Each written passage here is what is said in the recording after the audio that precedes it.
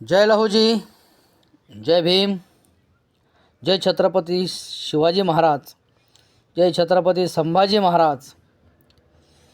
क्रांतीसूर्य महात्मा ज्योतिबा फुले, क्रांतीज्योती सावित्रीमाई फुले, माता मुक्ता साळवे, आद्य क्रांतिगुरू लहुजी वस्ताद साळवे, जगद्विख्यात साहित्य सम्राट लोकशाहीर डॉक्टर अण्णाभाऊ साठे या महापुरुषांना अभिवादन करून, या महामातांना अभिवादन करून डॉक्टर अण्णाभाऊ साठे लिखित कादंबरी वारणेचा वाघ या कादंबरीचा भाग क्रमांक 17 आपण या ठिकाणी सुरुवात करत आहोत. बनाबाईच्या सोप्यात सई अस्वस्थ होऊन बसली होती. सत्तू हा मोठ्या मनाचा माणूस आहे. तो आपला शब्द पाळणार, दनियालवर हत्यार धरणार नाही, हे त्यानं दिलेलं वचन तो कधीच मोडणार नाही. आता दनियालनंही असंच कबूल केलं की एक मोठा कठीण प्रसंग सहज टळेल. मात्र दनियालनं जुळतं घ्यायला हवं. पण आता तो कुठं भेटणार? तो लवकर भेटावा. सई विचार करीत करीतच घरी जायला निघाली.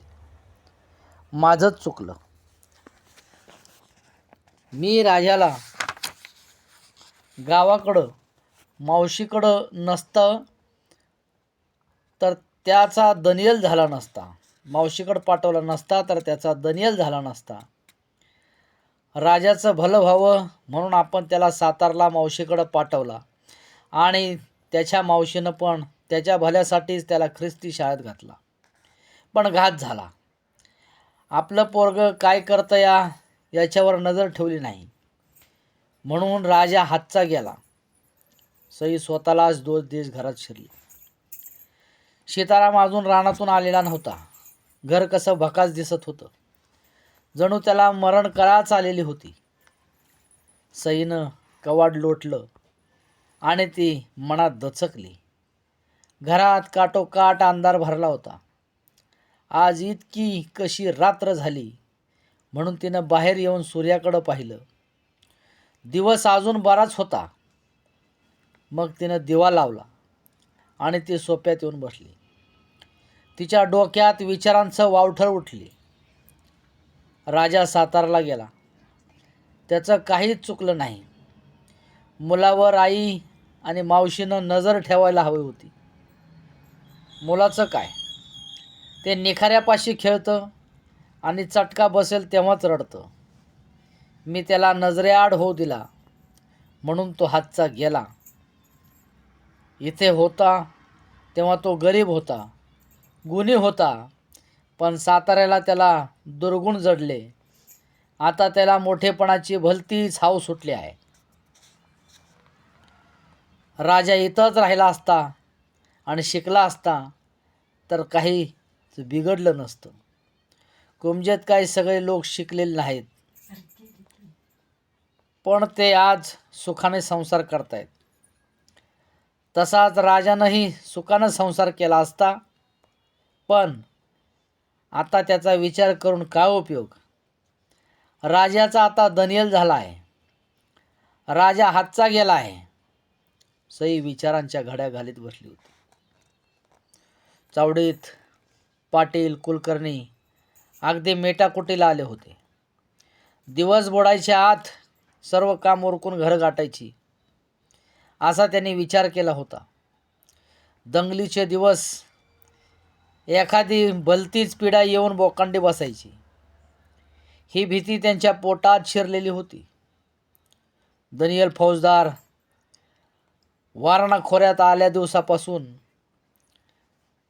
दिवसाबरोबर सर्व काम आटपून बाळू रामोशी जाईना का दाडेला असं म्हणून त्याला चावडीत बसवून ते आपापल्या घरी जात होते. विठू पाटील एकसारखा उजेडाकडे पाहत होता. परंतु कुलकर्ण्याचं उरकत नव्हतं. बारक्या रामोशीही खांबाला पाट लावून बसलेला होता. पाटील वैतागून म्हणाला, गावकर तुमचं गुराज सरायचं की नाही? मी जातो. आणि त्याचवेळी दनियल फौजदाराची ती जंगी फौज चावडीपुढे येऊन दाखल झाली. हा म्हणता म्हणता चावडीपुढं बंदुकीचा ढीग लागला. जिकडे तिकडे कुऱ्हाडी, भाले ही हत्यारं चमकू लागली. पोलीस, खबरे, माग काढणारे, गुन्हे माफ झालेले, गुन्हेगार अशा 300 लोकांनी चावडीपुढं गर्दी केली आणि ते भेरंग पाहून कुलकर्णी आणि पाटील भयभीत झाले. जत्रेत शिरलं कुत्र आणि त्याच्या जीवाचं झालं मात्र, अशी त्यांची अवस्था झाली. कुमजेच्या सत्तूला कैद करण्यासाठी कुमजेचा फौजदार दनियल आलेला पाहून त्यांची पाचावर धारण बसली. या बसा बसा.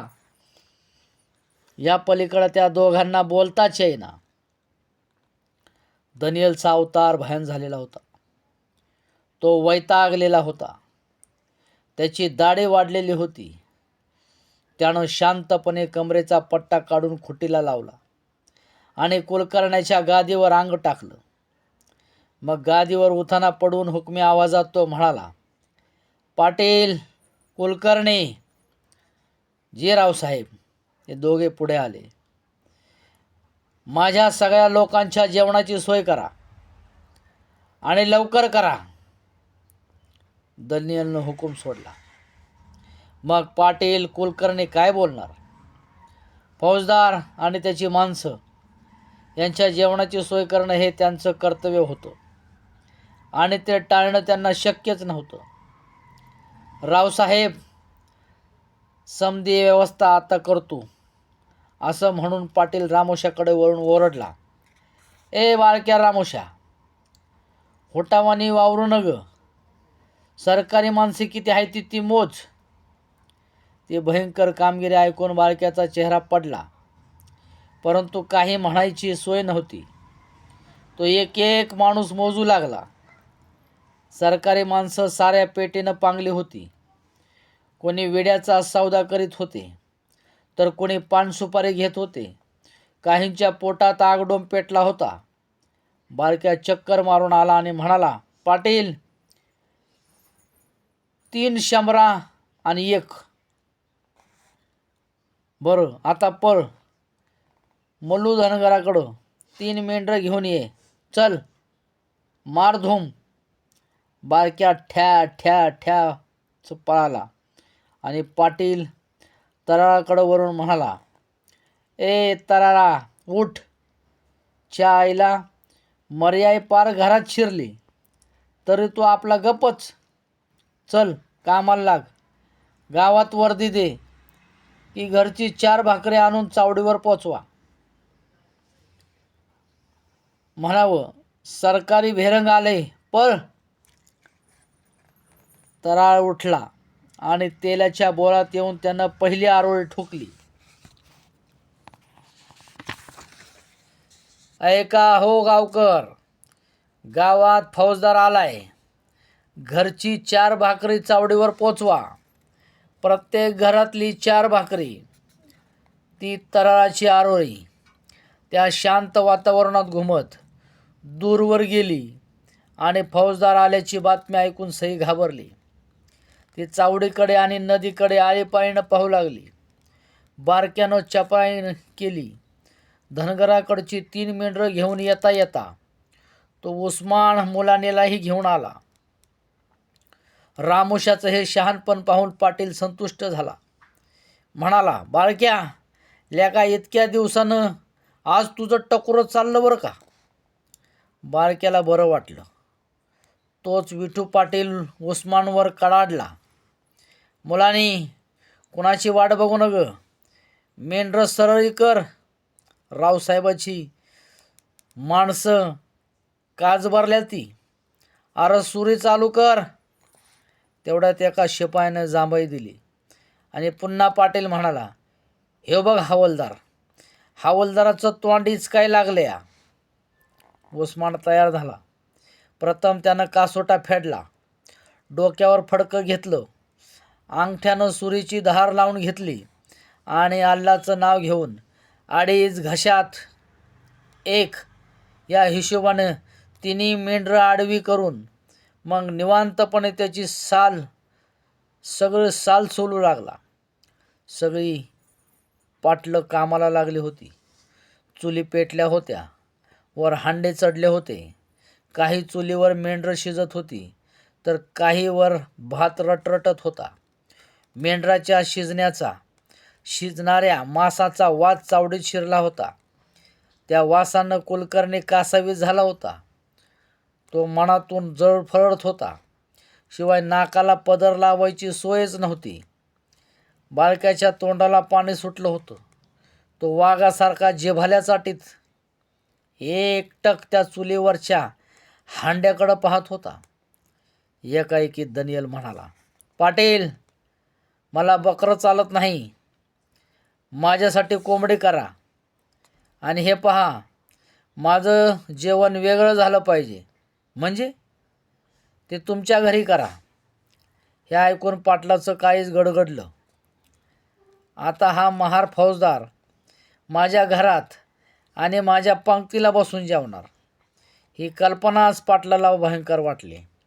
इतक्यात दनियल म्हणाला, माझं जेवण तुमच्या घरी तयार करून ते चावडीवर घेऊन या. या सूचनेने पाटलाचा जीव सुळावरून उतरला. तो वरून बारक्याला म्हणाला, परत जा आणि आमच्या घरात सांग की 2 कोंबडी कापून रावसाहेबाचा खाना तयार करा. जा, लवकर जा. तसा बारक्या उठून पळाला. दिवस मावळला होता. चुली धडधडत होत्या. मेंढरं शिजत होती. भाताचा एक हांडा उतरला होता. धावपळ करून दमलेली दनियलची माणसं मिटक्या मारीत होती. काही जांभया देत देवाचं नाव घेत होती. काही पुन्हा पुन्हा पान खात होती. अंगठ्याजवळचं बोट नाचवीत दनियलनं हाक मारली, पाटील, गावकर, इकडे या. दोघेही धावत जवळ आले. काय रावसाहेब? दोघांनी एकदम विचारलं. मला असं सांगा, दनियल म्हणाला, सत्तू कुंजला कधी येत असतो?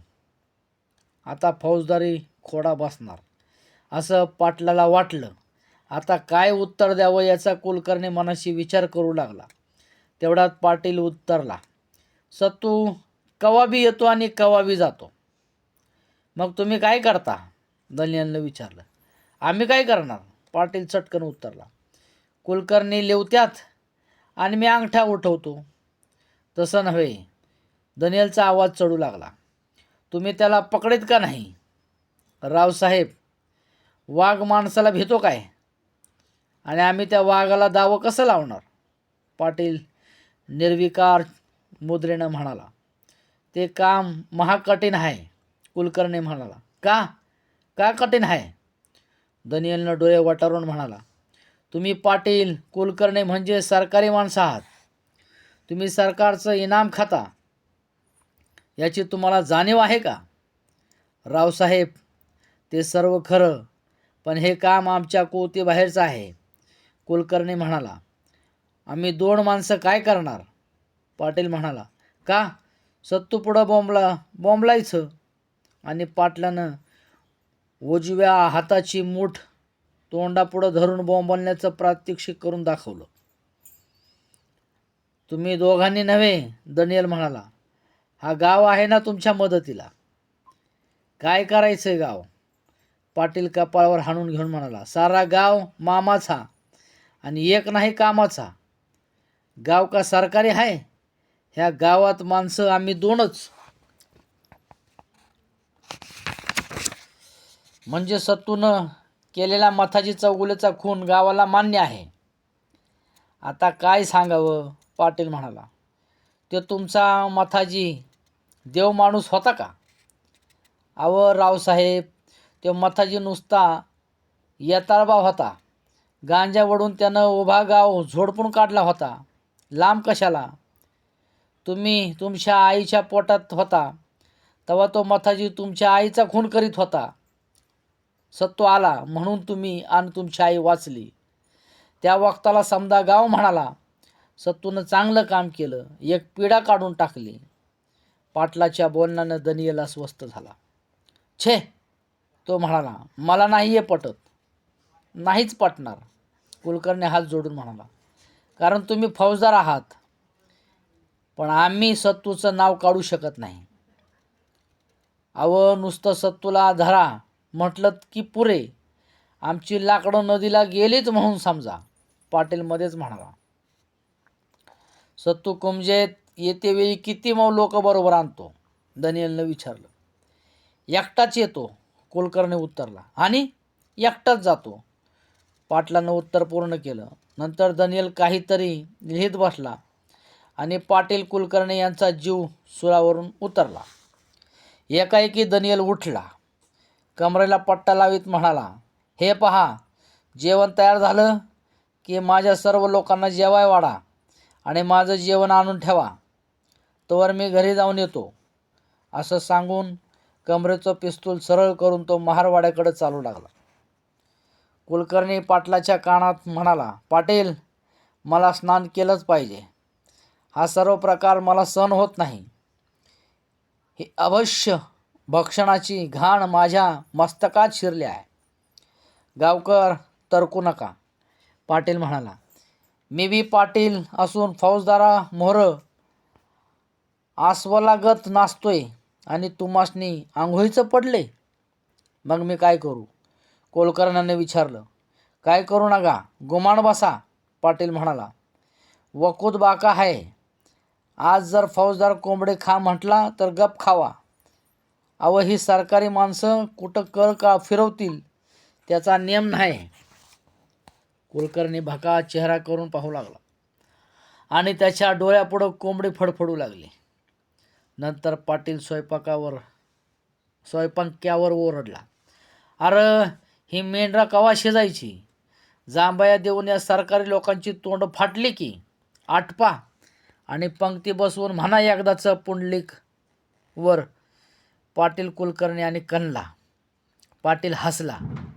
एक गडी बेंबीच्या देठापासून ओरडून म्हणाला, पाटील, एवढा हांदा उतरला की पंगतच, सारं तयार आहे. देवळीत रॉकेलचा दिवा ढणढणत होता. त्याची ज्योत डगमगत होती. प्रकाश सर्वत्र थरथरत होता. त्या प्रकाशात सईचा चेहरा गंभीर भासत होता. दनियल सोप्यात विचारमग्न बसला होता. सीताराम गावात भजनाला गेला होता.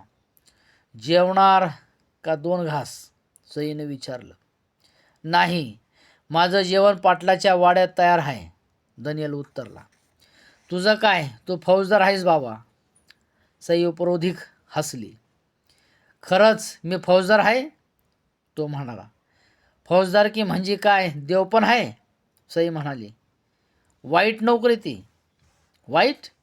दनियल चमकून म्हणाला. आई, तुला काहीच कळतं की नाही? नसलं की कळत, सई म्हणाली. पण थोडंसं नक्की कळतंय.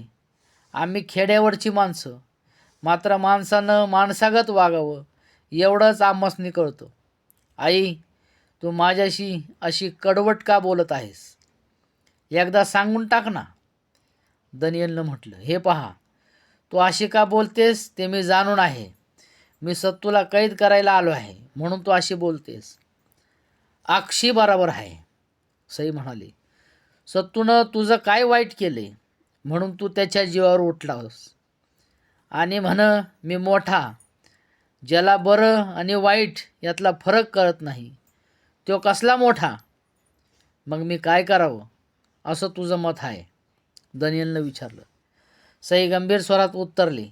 तू सत्तूचा पाठलाग करू नग, त्याच्यावर हात्यावर धरू नग. का, कशासाठी? दनियल उसळून म्हणाला. मी हत्यार धरू नये याचा अर्थ काय? उपकाराची फेड म्हणून, सईच्या डोळ्यातून ठिणग्या उसळू लागल्या. ती म्हणाली, आणि सत्तू तुझ्यावर हत्यार उचलणार नाही तसं त्यानं मला वचन दिले. आई, त्यानं माझ्यावर हत्यार धरू नये म्हणून तू त्याच्याकडे वचनाची भीक मागितलीस, दनियल भडकून म्हणाला. तू इतकी दुबळी कशी का वागत झालीस? तुम्ही दोघांनी जगावं म्हणून, सई ताट उभी राहून म्हणाली. तू सत्तूचा पाठलाग करू नको आई मला वेड लागलेलं नाही, दनियल खेकसून म्हणाला. मी फौजदार आहे आणि माझं कर्तव्य करणं भाग आहे आणि मी ते करणार. नग नग, मी हात जोडते. सई रडू लागली. तिनं हात जोडून म्हटलं, तू सत्तूचा जीव घेशील, कदाचित सत्तू तुला ठार मारेल आणि मला ते बघावं लागल. ते दुःख मला सोसणार नाही. मला तुमच्या दोघांचं बी सुख बघायचं आहे. तिचे जोडलेले हात थरथर कापू लागले. दनियल संतापला आणि म्हणाला, आता मात्र माझी खात्री पटली की तुला नक्कीच वेड लागले. काय बी म्हण, पर ह्यो रक्तपात टाळ. सई म्हणाली. सत्तू आपला बोल खरा करील. तू त्याची थोरवी मला सांगू नक आई, दनियल निर्भय होऊन म्हणाला. मी सरकारी नोकर, मी फौजदार आहे. मी एक गुन्हेगाराशी कधीही तोडजोड करणार नाही. सत्तूला आपल्या पापाचं प्रायश्चित मिळालंच पाहिजे आणि ते मीच देणार. म्हणे तो हत्यार धरणार नाही, पर मी म्हणतो का धरणा हत्यार नि झुंज घे, पळू नको. दनियलचा आवाज घुमू लागला. सई रडू लागली. ती म्हणाली, नग नग, तसं बोलू नग. उपकाराची जाण ठेव, तुला त्याचे उपकार दिसतात. दनियल तरकटून म्हणाला, पण माझी नोकरी दिसत नाही.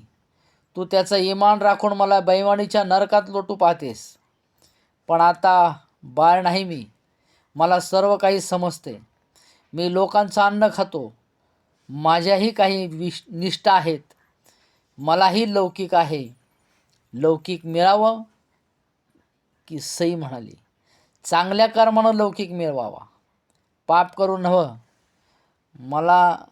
मग मला सांग, सत्तूचा मार्ग चांगला आहे का? दनियलनं विचारलं. मग त्यानं कंच पाप केले? सई उत्तरली. त्यानं खून केलाय की नाही? दनियलचा पारा चढला. पर त्याने एक खून करून 2 जीव वाचवलं. सईनं पदरानं डोळे पुसले. ते 2 जीव मरणारच होते कशावरून? दनियल म्हणाला, ते 2 खून होण्याचा संभव होता, पण संभव होता याला कायद्यानं काहीच अर्थ नाही. उलट सत्तूनं प्रत्यक्ष खून केलाय. कायदा हाती घेणं, लोकांना लुटणं, खंडणी वसूल करणं हे गुन्हेगारी आहे आणि ती सत्तूनं केलेली आहे आणि करीत आहे. त्याला मानवी कायद्यानं आणि देवाच्या न्यायानं क्षमा नाही. तसं म्हणू नव्हे. सई संतापली. मग काय म्हणू? दनियल म्हणाला, माझी मान त्यांच्या हवाली करू? त्याला शरण जाऊ? मग हे पिस्तूल, ही वर्दी याला काय अर्थ आहे? आणि मी हा कचखाऊ मूर्खपणा कधीच करणार नाही. राजा माझा ऐक. सईचा आवाज चढला. मला तुझं एकही शब्द ऐकायचा नाही. दनियल म्हणाला, आता तू मला काहीही सांगू नको. ते तू सत्तूलाच सांग. म्हणावं, पळू नको, उभा राहा आणि पहा तमाशा. या शब्दांनी, त्या हट्टानं आणि त्या उर्मटपणानं सई पिसाळली, आगतिक झाली. पुढं होऊन तिनं दनियलच्या तोंडात खाडकन भडकावली आणि थरथर कापत ती म्हणाली, लढ, मर, काय बी कर, पर सत्तूला भ्याड म्हणू नग. तुझा काय पराक्रम आहे तो त्याला ठाव आहे. दनियलही भयंकर संतापला. पण आईच पुढ्यात होती. काहीच करता येत नव्हतं. त्यामुळे तो अधिकच खवळला आणि म्हणाला, आई, नक्कीच तुला वेड लागला आहे. पण तू पाहत राहा. एक तर सत्तू तरी मरेल, नाहीतरी मी तरी मरेन. दोघांपैकी एकाचं मरण अटळ आहे. आणि याच वेळी थाडकन सट्टू घरात शिरून दनियल पुढं उभा राहिला. म्हणाला, दनियल, मी कुमजेचा सत्तू हजर आहे. सत्तूला समोर पाहताच दनियल दचकला. त्यानं चटकन पिस्तुलाला हात घातला. हात मागं घे, मी तयार आहे. सत्तूनं आपलं पिस्तूल रोखलं. दनियल गोंधळला. सई कावरी बावरी झाली. सत्तूच्या पिस्तुलाकडं पाहत दनियल म्हणाला, काय म्हणणं आहे या वारण्याच्या वाघाचं? तेच सांगाय मी आलो आहे. सत्तू दहाक स्वरात म्हणाला, मी तुझं बोलणं ऐकलं आणि माझी खात्री झाली की तू नादान आहेस. मी तुझ्यापुढं उभा राहत नाही. हा तुझा केवळ भ्रम आहे. बाबर खानला मी या खोऱ्यातून हाकलून लावला आहे. तुझं मी काहीही करू शकेन. आता या घडीला मी तुला कैद करून वारण्याच्या डोहात बुडवून मारू शकतो. तू नीच जलमशील याची मला कल्पना नव्हती. मी जसा आहे तसा तुझ्यापुढं उभा आहे. फक्त तू मला तुझा हेतू सांग. दनियलच्या आवाजाला धार आली. डोळे आग वर्षू लागले. तू आपली माणसं घेऊन निघून जा. सत्तू म्हणाला, मी या खोऱ्यात यकिंचितही अशांतता निर्माण करीत नाही याची खात्री बाळग. याचा अर्थ मी तुझ्याशी शस्त्रसंधी करावी, दनियल म्हणाला, आणि एका खुणी दरोडेखोरापुढं मान वाकवावी, पराभव पदरी घेऊन काळ करावं. काय पण कल्पना. इतका मी मूर्ख नाही. मरणाचं मला भय नाही. तुझी कोणतीही आट मला मान्य नाही. उलट तू बिनशर्त माझ्या हवाली हो. माझ्याबरोबर कोल्हापूरला चल. मी सरकारात रदबदली करून तुला जीवनदान देईन.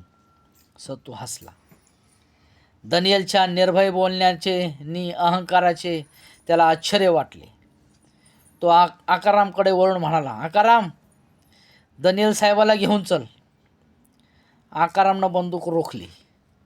दनियल खिन्न झाला. अचानक आलेल्या त्या संकटानं तो हादरला.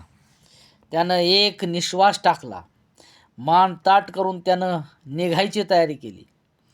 तो प्रकार पाहून सहीचं काही दुभंगलं. दनियलवर आलेला त्या दारुण प्रसंगाची उग्रता तिला कळून आली. तिची बोबडी वळली. अंगात कापरं भरलं. इतका वेळ वाघासारखा गरजणारा दनियल क्षणात हतबल झालेला पाहून आईच्या मायेचा बांध फुटला. तिच्या पायातील शक्ती नाहीशी होऊन ती मटकन खाली बसली आणि गपकन तिनं सत्तूचे पाय धरले. हंबरडा फोडून ती म्हणाली, नग नग, तू तरी वागू नग. ज्याच्यासाठी तू इतका दुःख भोगलंस त्याला दया दाखव माझ्यासाठी. मी सई, तुझी बहन पदर पसरते. सईचा तो आक्रोश पाहून, तिचे ते शब्द ऐकून सत्तूच्या हृदयात उलथापालथ झाली. ती आईची ममता त्याच्या काळजाला भिडली आणि तो खिन्न झाला. सईकडे पाहून त्यानं दनियलला पाहिलं आणि तो म्हणाला, आकाराम, सोड त्याला. ही सई जिवंत असेपर्यंत दनियल जगला पाहिजे. आणि मग ते दोघे अंधारात शिरून नाहीसे झाले. सईनं घाईघाईनं डोळे पुसले. गडबडीनं जाऊन पाणी आणून दनियलला दिलं. दनियल तसाच उभा होता. त्याचं मस्तक सुन्न झालं होतं. त्याच्या मस्तकात डोंब उसळला होता. अपमानाच्या आगीत तो जळत उभा होता. राजा, तू सत्तूला बघितलंस का? सईनं शांतपणे विचारलं. दनियल दगडी पुतळ्यासारखा उभा होता आणि तो म्हणाला, होय. पण तुझा आत्मा शांत झाला का? माझा आत्मा कधीच शांत होणार नाही, सई म्हणाली. पण राजा, गर्वाचं घर खाली असतं. मग तू त्याचे पाय का धरलेस? दनियलनं विचारलं. आधी मी तुला हात जोडलं, तेव्हा तू मला येडी ठरवलीस, सई उत्तरली. आणि सत्तूला हात जोडलं, तेव्हा तो तुला आपल्या वैऱ्याला सोडून निघून गेला. केवढा फरक.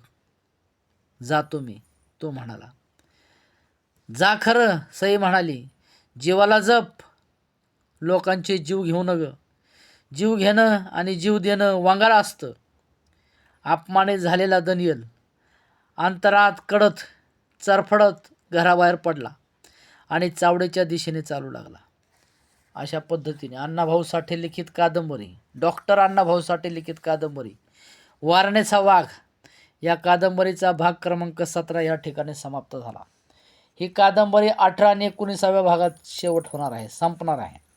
म्हणून आपण ह्या कादंबरीचे पुढचे भाग आणि इतर सर्व कादंबऱ्या आणि पुस्तकं, महापुरुषांचे विचार ऐकण्यासाठी आपण माझ्या चॅनलला सबस्क्राईब करा. एवढं सांगून तुर्तास मी या ठिकाणी थांबतो. धन्यवाद.